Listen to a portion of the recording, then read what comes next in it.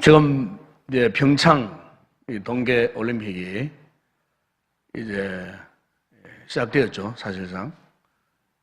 그와 동시에 이제 북한의 예술단들이 이제 내려왔습니다. 어제 내려와서 아마 여러분 TV를 보셨겠지만은 이제 삼지연 관현악단들이 강릉 아트센터에서 공연을 했습니다. 그 공연 녹화 방송을 제가 오늘 오후에 잠시 봤습니다만은 제가 이제 그 삼전 관현악단의 그 이제 쇼를 보면서 왠지 모르는 그 이질감 있죠, 이질감. 괴리감이나 이질감. 쇼 풍광은 과거 우리나라 한 70년대, 80년대 정도 수준밖에 되지 않는 분위기상, 그죠? 분위기상.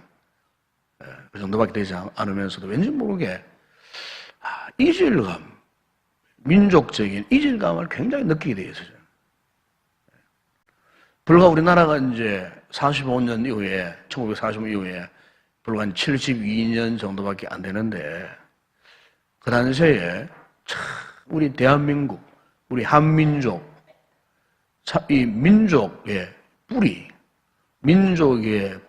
그 근간이 이렇게도 참 많이 변질되었구나. 남한과 북한 간에.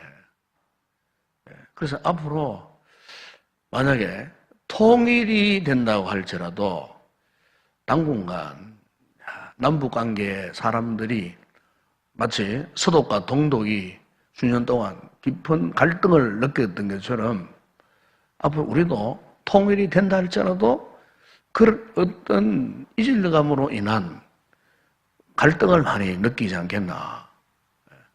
왜냐하면 사상이 완전히 다르잖아요. 그래서 우리 민족 고유의, 우리 민족 전통의 뿌리를 찾기가 정말 힘들지 않겠나. 여러분, 사람이 뇌에 쇠뇌되는 사상하는 것은 무서운 겁니다, 그게. 그 사상이 본래의 모습으로 이렇게 돌아오기까지는 오랜 시간이 걸리는 거예요.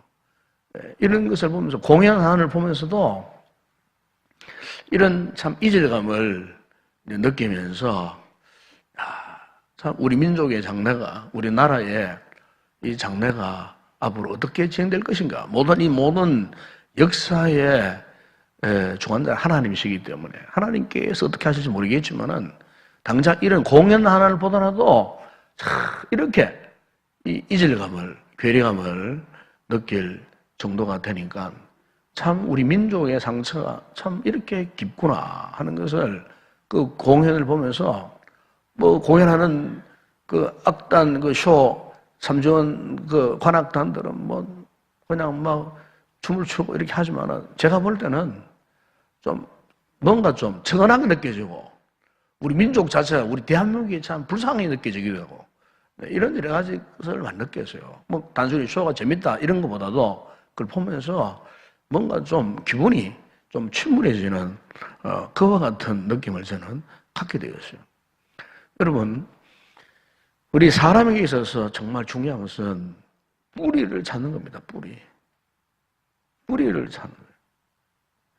아마 여러분 김씨만 김씨, 박씨만 박씨, 이씨만 이씨 나름대로 그 가문에 그 뿌리가 다 있잖아요. 그 뿌리를 찾는 것은 이 정한 이치예요. 여러분 아마 연어의 일생을 잘 아실 거예요. 연어는 민물과 그리고 바닷물에 동시에 사는 물고기잖아요. 그런데 이 연어가 산란은 어디 사느냐? 산란은 그 산 계곡, 간 기슭으로 올라옵니다. 간 기슭에서 연어가 산란하잖아요. 그럼 아래서 깬 그 연어 새끼들이 이제 때가 되면요, 물결을 타고 내려가서 바다로 들어갑니다. 바다로 가서 장장 약 한 2만 5천, 약 한 3만 킬로미터 여행을 합니다. 그 얘기를 하면은 태평양 바다를 관통해가지고 러시아, 그죠? 차디찬 바닷물결, 베링해나 아니면 저쪽 미국 쪽 가까운 알래스카 주 어떤 그 차가운 그 바닷가를 가서 거기에 삽니다. 거기서 한 3년 정도 살아요. 3년. 3년 정도 살다가 다시 어떻게 하느냐면은 자신이 태어난 본래의 그 강가, 우리나라 같으면 울산, 저 울진 쪽에 있어요. 울진 계곡 거리로 다시 올라와요. 올라오는데 갈 때는 엄청난 숫자가 같지만은 돌아오는 연어의 숫자는 불과 0.1%밖에 안 된답니다. 0.1%.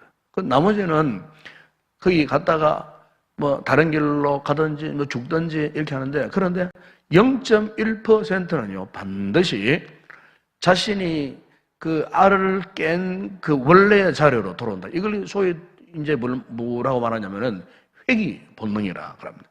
연어의 회귀 본능이라 그래요. 그걸 본래의 자신이 태어난 그 위치, 그 자리로 와서, 그리고 최종적으로 어떻게 합니까? 자신이 알에서 깬 그 자리에서 다시 산란을 합니다. 이게 연어의 일생입니다. 그 이런 일들이 계속 반복되어진다는 거죠. 그러니까 그 세상에 민물들도 이렇게 회귀 본능이 있어요. 자기의 뿌리를 찾기를 원하는, 자기가 태어난 그곳을 다시 찾아오고 싶은 그런 본능이 있다는 거예요. 사람에게는 그게 없겠습니까? 사람에게도 그게 있어요. 제가 대구에 사역할 때에 한 몇 년 동안 대구 홀트 아동 복지회에 체프를 인도를 했습니다. 체프를 조율마다 예배를 인도했어요. 예배를 인도하면은 그게 이제 입양 갈 애기들 부모가 다 끌어안고 탁자에 쫙 둘러앉습니다. 제가 말씀을 전하고 일일이 아이들을 위해서, 버림받은 아이들이잖아요. 위해서 기도를 해줍니다. 기도를 딱 해줘. 그럼 그게 제가 많이 해봤어요. 그래서 어느 날 양 부모가 찾아옵니다. 찾아와서 아기를 맡아서 가기도 하고, 아니면은 외국 같은 경우에는 또 외국으로 직접 그 아이를 이제 데리고 갑니다. 그런데 이제 오래된 이제 복지 기관이잖아요. 그걸 하면은 웬 젊은 청년, 때로는 그런 게 옵니다. 네덜란드나 미국이나 뭐 독일이나 프랑스나 입양되어 갔던 그 아이들이죠. 그 아이들이 20년, 30년 되면은 이제 수소문 해가지고 자신을 입양 새로운 부모님에 맡겨주신 그거 찾아서 오는 거예요. 왜 오느냐면은 자기를 낳아준 엄마를 찾고 싶다는 거예요. 엄마를 만나고 싶다는 거예요. 그래서 한 번은 그게 와가지고 자신을 버린 엄마를 만난 거예요. 그런데 거기에서 그야말로 상봉하는 거죠. 모자가 상봉하는 거죠. 눈물의 바다를 이루어요. 눈물의 바다. 눈물의 바다를 이루어요. 보통 TV에도 그런 한 번씩 나옵니다. TV에도. 젊은 청년이 다시 모국으로 돌아와서 나를 버린 엄마지만은 엄마를 찾습니다. 방송에 나와서 자신의 사연을 이해하고 내가 언제나 어디에 누구의 손에서 어디에서 이렇게 건진받았는데 그때 나를 버린 엄마를 찾노라고 하면서 눈물로 호소하고 엄마를 만나보고 싶다고. 그래서 거기 참 입양 간 그 나라의 부모를 잘 만나가지고 그렇게 잘 되어서요. 줄 서야죠. 한마디로 말하면 금이환장하는 거예요. 와가지고. 그런데 꼭 와가지고 누구를 찾느냐. 자신을 낳아준 엄마를 보고 싶다는 거예요. 엄마를 찾고 싶다는 거예요. 이게 소위 말하면은 연애에 있는 회귀 본능이에요. 회귀 본능. 다시 말하면 이것은 뿌리를 찾고 싶다는 거예요. 뿌리를 찾고 싶은 거예요. 여러분, 오늘 우리의 믿음 생활, 신앙 생활도 정말 중요한 게 이 뿌리가 정말 중요하다. 뿌리를 찾는 거예요. 내가 첫 번째 신앙생활 했을 때 어떤 상황 속에서 그 누구를 통해서 어떤 교회에서 누구를 만나서 어떤 말씀으로 훈련받고 내가 어떻게 신앙생활을 시작했는가? 내가 처음에 신앙의 뿌리를 내린 그 장소, 그 사람, 중요한 겁니다, 여러분. 우리가 인생이 나이가 먹고 늙고 10년, 20년, 30년 믿음 생활을 하고 여기 있다가 저기 있다가 또 멀리 흩어지고 해도요, 잊혀지지 않는 것이 뭐냐면은 내 신앙의 뿌리를 첫 번째 내렸던 그곳. 저 같은 경우는 제 고향의 모교회, 어린 시절, 참, 뱃속에서부터 예수 믿어갖고, 예? 주일학교 생활하고. 지금도 나이가 들어도, 예? 내가 목사니까 언젠가는 기회가 되면은 내 모교회 가서 설교 한번 하는 거. 예. 이거 참 좋겠다. 그런 생각이 들어요, 가끔. 예. 자신을 영적으로 키워준 그 교회를 내가 한번 찾아가 보는 것. 한번 지나가다 한번 가봤어요. 옛날에 생각이 났어요. 이런 어떤 그 회개 본능이 있습니다, 사람에게는. 왜냐하면 뿌리가 그만큼 중요하기 때문에. 제가 한 번은 제 집사람과 함께 대전을 갔어요. 제가 대구에서 학교를 다니다가 대전으로 전학을 갔어요. 그런데 정말 가고 싶었던 곳이 하나 있었어요. 내가 졸업한 초등학교였어요. 그래서 우리 집사람 같이 갔어요. 일부러 갔어요. 가보니까 학교가 참 아름다운 학교였어요. 그런데 놀라운 것은 그 학교에 딱 들어가 보니까 그 옛날에 수십 년 전에 우리가 놀았던 운동장 주변에 느티나무, 학교 교정에 그 나무가요, 막 고목나무가 되어가지고 막 아름드리 나무가 되어가지고 그때 제 생각에는 이런 나무였는데 그 나무들이 언제 자랐는지 이리 자라가지고 고목나무가 되어가지고 마치 대학 캠퍼스처럼 막 숲을 이루고 있어요. 제가 한참을 그늘이었어요. 집사람과 함께. 내가 초등학교 때 어릴 시절에 여기에서 공부했던 그 시절에 옛날 친구들 생각나고 선생님들이 생각나고 그래 둘이서 벤치에 앉아가지고 이렇게 학교를 둘러보니까 학교 옛날 구 건물 그대로 있고 내가 놀았던 큰 나무들 뭐 이런 것들이 그냥 그대로 도시 중심에 있지만은 그냥 그대로 모습을 그 학교가 간직하고 있더라고. 제가 깜짝 놀랐어요. 이미 사라진 줄 알았는데 그래서 내가 어린 시절에 공부했던 학교, 친구들과 얼른 놀았던 그 학교 운동장 이 생각하니까 옛 추억이 새로워지고 그 학교에 대한 자부심이 생기는 거예요. 내 학교에 졸업한 출신으로서 자부심이 생기고 그런 생각이 들었어요. 여러분 우리의 신앙생활에서도 뿌리를 찾는 것은 정말 중요합니다. 뿌리를 찾는 거. 오늘 본문에 보게 되면은 이 본문의 오늘 내용이 뭐냐면은 이제 이 요셉을 통해서 이제 야곱의 그 가정이 이제 상봉하는 상봉. 서로 만나는 이와 같은 참 감격적인, 그와 같은 모습을 여기서 볼 수 있어요. 우리가 창세기 46장 그 27절에 보게 되면은 이 야곱의 가족이 몇 명이라고 그랬어요? 모두 70명이에요, 70명. 그 이 70명이 요셉이가 애굽의 총리가 되어가고 요셉이가 이제 자신의 그 가족, 아버지와 함께 형들, 가족 모두들을 이제는 자기가 있는 애굽 땅으로 이제 모시는 거예요. 오라고 하는 거예요. 그래서 이제 이 야곱이도 그 잃어버렸던 죽었다던 그 아들이 살아있다 그러니까 그 아들을 얼마나 만나고 싶고 보고 싶겠어요.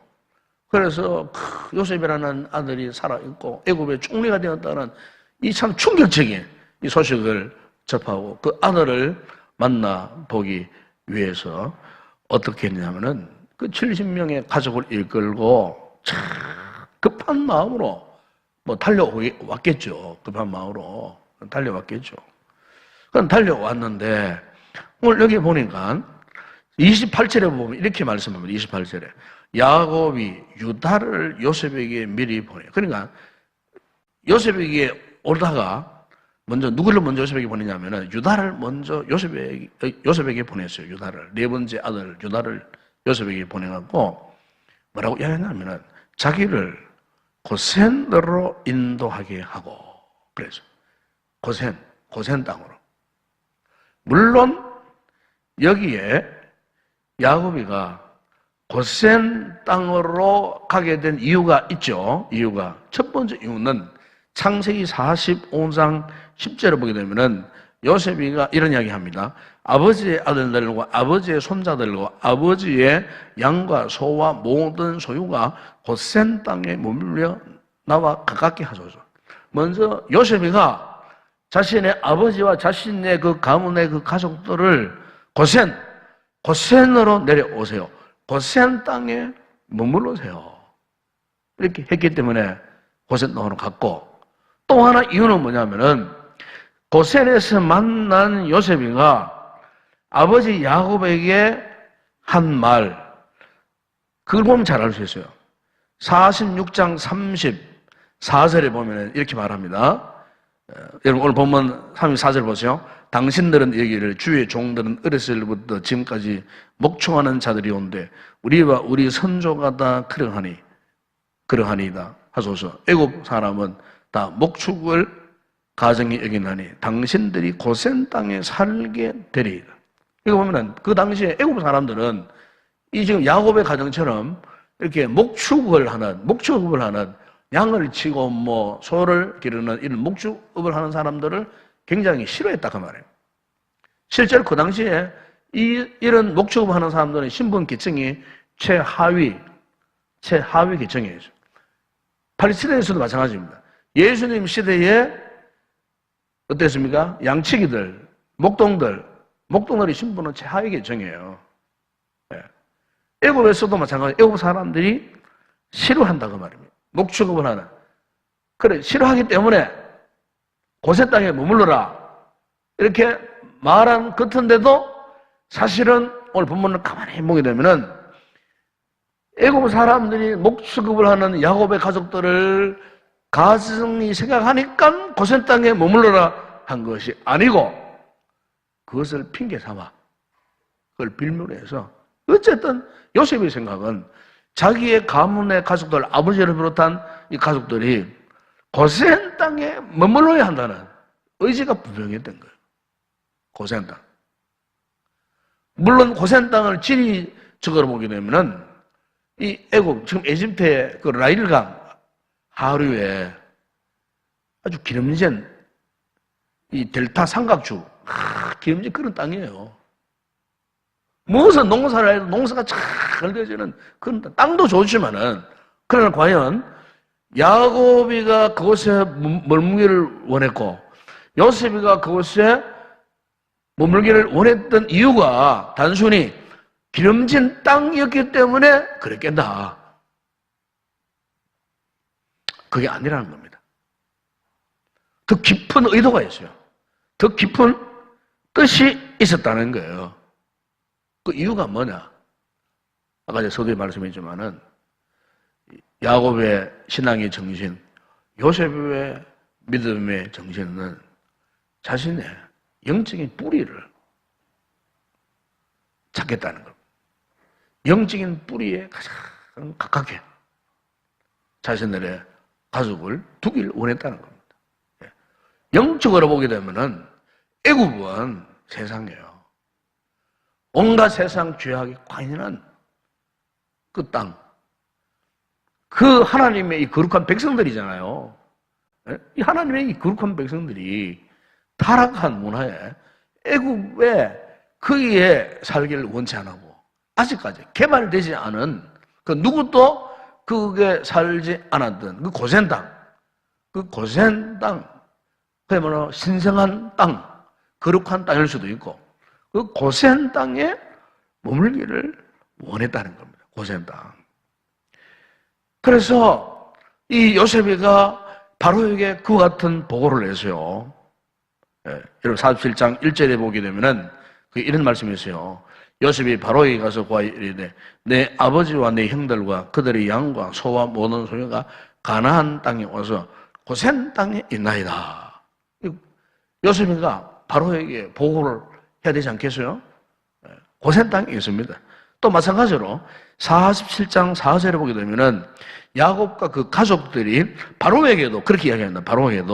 바로에게 고하되 가나안 땅에 기근이 심하여 종들의 양떼를 칠 곳이 없기로 종들이 이곳에 그리하고자 와서 하오니 원하건대 종들로 고센 땅에 살게 하소서. 고센 땅에 살고 싶다는 겁니다.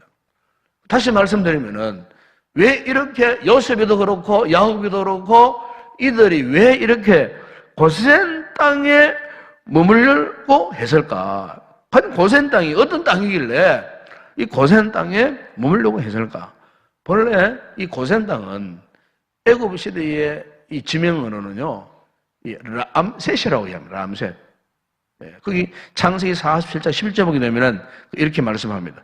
요셉이 바로의 명령대로 그의 아버지와 그의 형들에게 거주할 곳을 주되 애굽에 좋은 땅 람셋을 그들에게 주 소유로 삼기. 여기 람셋은 꼭 고센 땅을 말하는 겁니다. 고센 땅. 그래서 우리가 출애굽기 12장 37절에 보게 되면은 이스라엘 백성들이 이제 출애굽할 시점, 거기 보면은 이스라엘 자손이 람셋을 떠나서 숫곳에 이르니 여호와의 보행하는 장정이 60만 명. 처음에 고센 땅 갔을 때 70명이었던 야곱의 가족들이요, 400년이 지나는 동안에 어떻게 해요? 장정만 60만 명. 지금 장정 숫자가 우리 구미 인구보다 더 많아져 버린 거예요. 구미 인구가 45만 정도밖에 안 되잖아요. 장정만 60만 명. 그러면은 그들의 아내들, 여인들, 어린 애기들, 학자들은 그래요. 한 200만에서 250만. 그 정도 된다는 거예요. 지금의 대구 광역시 인구 정도 되는, 엄청나. 400년 만에 고센 땅에서 번성하고 또 번성하고 또 번성하고 번성하는. 그러니까 오늘 본문으로 돌아오면은 이 야곱이나 요셉이가 앞으로 400년 후에 70명이 수백만 명으로 번성하는 그 가장 중요한 터전을 어디다가 두었느냐? 바로 고센 땅에 두었다고 합니다. 그런데 우리가 여호수아서에 보게 되면은 이 고센 땅이 이 애굽에만 있는 것이 아니었어요. 애굽에만 있는 것이 아니었어요. 여러분, 여호수아서 10장 41절 한번 찾아요. 10장 41절. 거기 보게 되면요, 여호수아가 한창 정복전쟁을 합니다. 정복전쟁. 항상 정복전쟁을 하는데 여호수아가 또 가데스 바네아에서 가사까지 와 온 고센 땅을, 그 나옵니다. 온 고센 땅. 거기 보면은 온 고센 땅을 기본에 이르기까지 침해. 이 고센 땅을 어떻게 했냐면은 여호수아가요, 이제 점령을 합니다. 점령. 여기 고센 땅은 가나안에 있는 고센 땅을 이야기합니다. 오늘 본문을 여러분 잘 이해하고 들으셔야 됩니다. 애굽의 고센 땅을 말하는 게 아니고 람셋을 말하는 게 아니고 여기는 가나안 땅에 있었던 고센 땅. 그리고 여호수아서 11장 16절에 보게 되면 여호수아가 이같이 그 온 땅 곧 산지와 온 내겝과 고센 온 땅과 평지와, 거기도 보면은 고센 온 땅과 평지라고 그렇게 이제 표현을 합니다. 근데 여러분, 이 고센 땅이 생기게 된 성경적 배경이 있어요. 배경. 오늘 제가 그걸 이야기하고 싶어요. 그걸. 고센이 어떻게 생겼느냐? 우리가 창세기 8장에 보게 되면요, 노아 홍수 후에 방주에서 노아의 8 식구가 나옵니다. 그리고 노아가 제일 먼저 한 일이 있어요. 창세기 8장 20절에 보게 되면은 노아가 여호와께 제단을 쌓았어요. 그리고 정결한 짐승, 모든 정결한 새 중에서 제물을 취해서 하나님 앞 번제로 제단을, 홍수 이후에 처음으로 노아가 제일 먼저 한 일이 하나님 앞에 이 제단을 쌓았어요. 그런데 그 노아에게 세 아들이 있었습니다. 세 아들. 세 아들 누구죠? 셈과 함과 야벳입니다. 노아의 세 아들이 있었어요. 그런데 우리가 이 성경 창세기를 쭉 보게 되면은 노아는 정말로 의인이었잖아요. 예? 은혜를 입은 자였잖아요.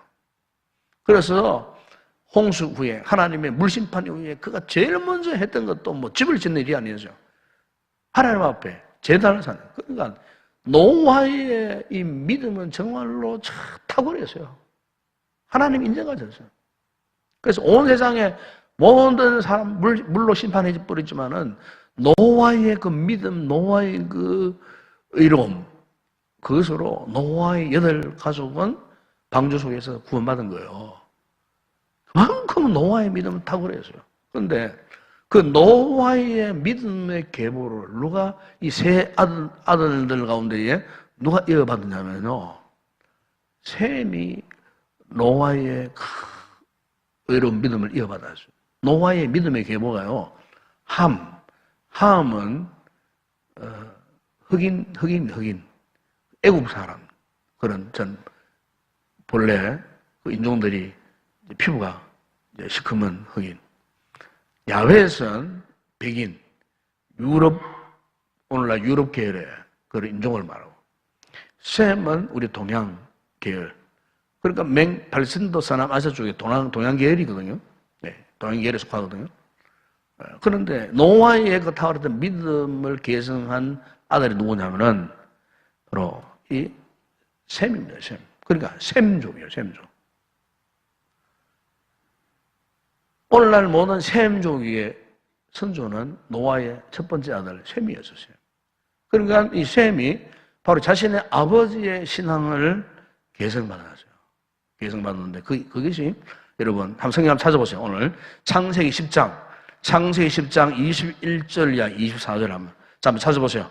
이 성경을 찾아봐야 됩니다. 이 역사적 이야기는 한번 찾아보셔야 돼요. 창세기 10장 21절에서 24절.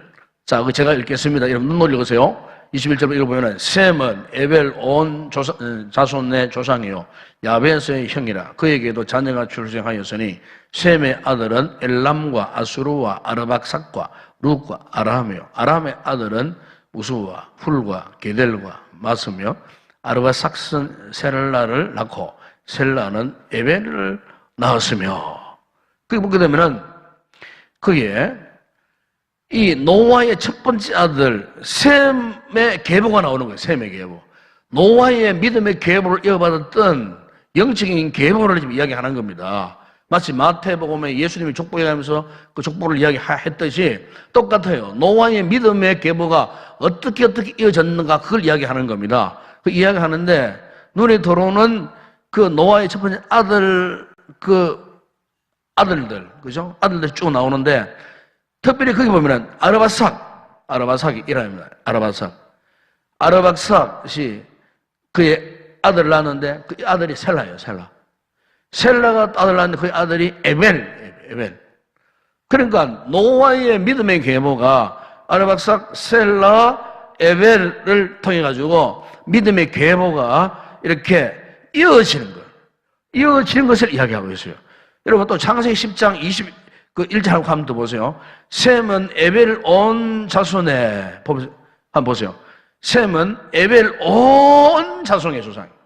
그런데 이 노아의 계보 가운데에 셈이라는 아들을 통하여 이루어진 믿음의 계보 가운데 가장 출중하게 왕성하게 번성했던 그 아들이 있었는데 그 누구냐면은 에벨이라고 하는 후손입니다. 에벨.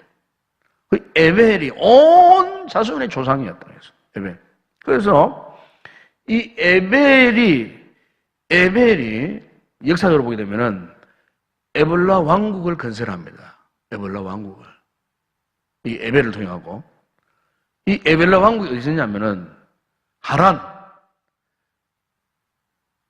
지역에 유프라테스 강 그 이편에 하란 지역이에요.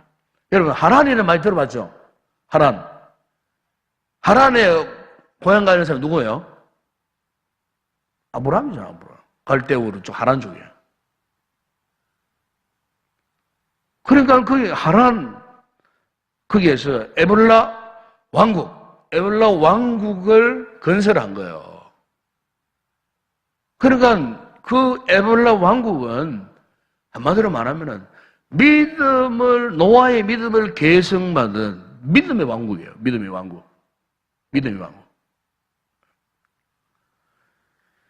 그러니까 노아의 그 믿음의 명맥이 이 후손들을 통해 갖고 이렇게 쭉 이어진 거예요.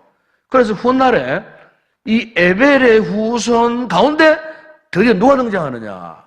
바로 우리 믿음의 조상 아브라함이 등장을 합니다. 네, 아브라함이. 갈대우르 지역, 하란 지역, 그 아브라함이 등장을 하는 거예요. 그 노아의 믿음의 계보가 오랜 역사를 통해 갖고 하나님이 아브라함을 통해 가지고 믿음이 이제 개성되어져서 그 아브라함을 통해서 온 민족들에게 믿음이 개성되어지는 이런 하나님의 놀라운 역사를 볼 수 있는 거예요. 그래서 여러분, 유대인들을 그 당시에 히브리인이라고 했어요. 히브리인이라는 뜻이 뭐냐면은 강을 건너온 사람들이라는 뜻이에요. 강을 건너온, 어느 강을? 유프라테스 강을 건너온 사람들이에요.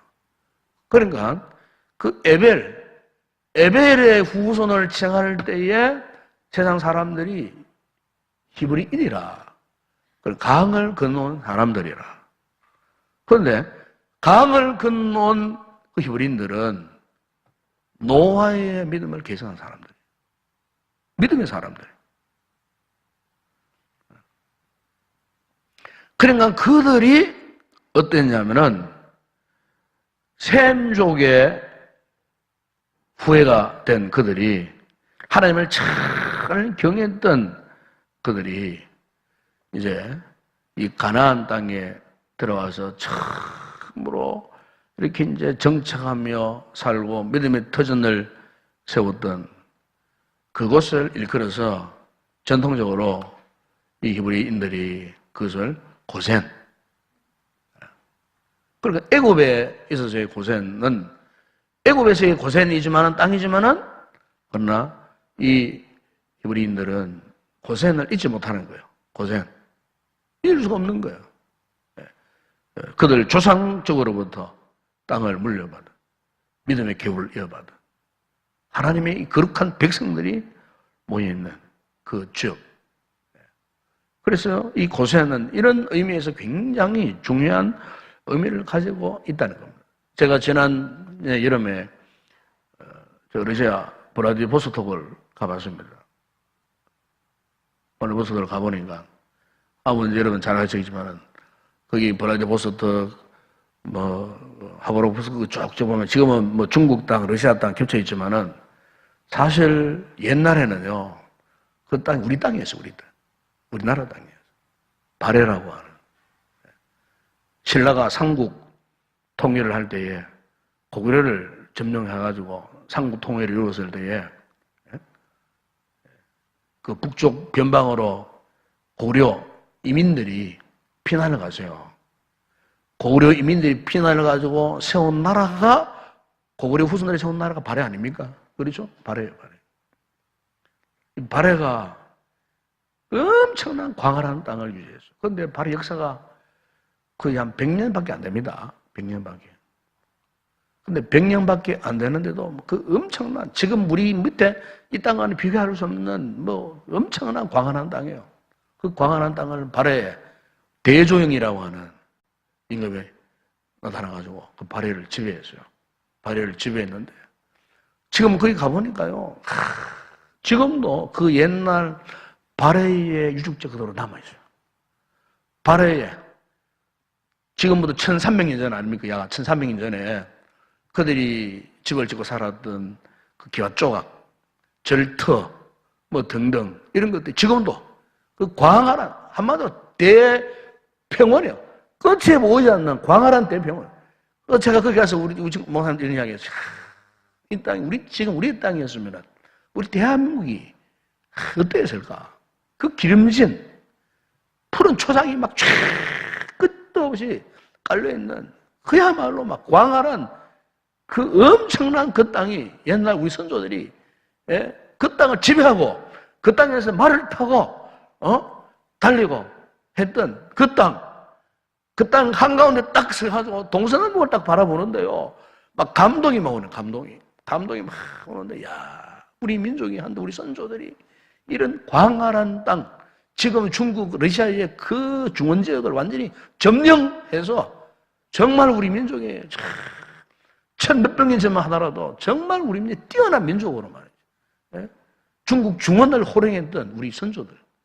자, 거기 가서, 야, 우리 민족의 뿌리가 사실 여기 있었는데, 지금 어떻게 하다가 나라가 쪼그라들고 분단되어가고 다 뺏겨버리고 언젠가는 우리 민족이 그 땅을 회복해야 될 터인데, 이런 생각이 들더라고요. 이런 생각이.